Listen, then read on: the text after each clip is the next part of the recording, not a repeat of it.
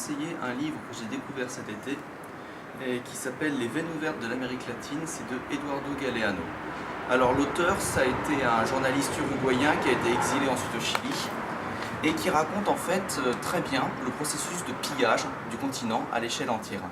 Ce qui est très intéressant avec ce livre, c'est d'une part son absence de manichéisme. Il décrit un processus historique.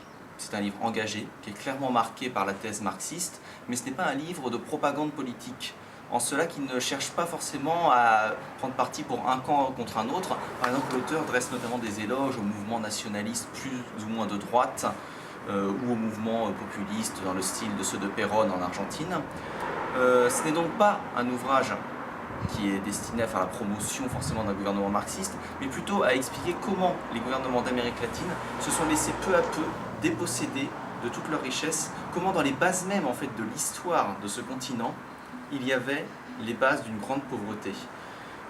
Eduardo Galeano explique très bien notamment la différence entre l'Amérique du Nord et l'Amérique du Sud. En Amérique du Nord, on avait une colonie plus ou moins méprisée finalement par les Britanniques, et du coup, ça a été leur chance car ils ont pu développer leur propre tissu industriel, tandis qu'en Amérique du Sud, c'était une colonie d'exploitation. La richesse naturelle de l'Amérique du Sud, que ce soit en termes agricoles, en termes miniers, en termes d'hydrocarbures, a été aussi son malheur puisque c'est ce qui a poussé les métropoles coloniales, d'abord l'Espagne et puis ensuite une forme de néocolonialisme, notamment par les puissances anglo-saxonnes, à venir s'emparer des richesses et des matières premières de ces pays, avec pour une conséquence de développer en fait la petite bourgeoisie locale qui exploitait ces richesses, mais sans jamais que ces pays, tous les pays d'Amérique latine, parviennent à développer leur propre tissu industriel. Donc c'est un livre que je conseille fortement, 400 pages, plutôt une grosse masse, mais qui intéressera tous ceux qui s'intéressent soit à l'Amérique latine, soit à l'économie politique. Et dernier détail, c'est un livre daté.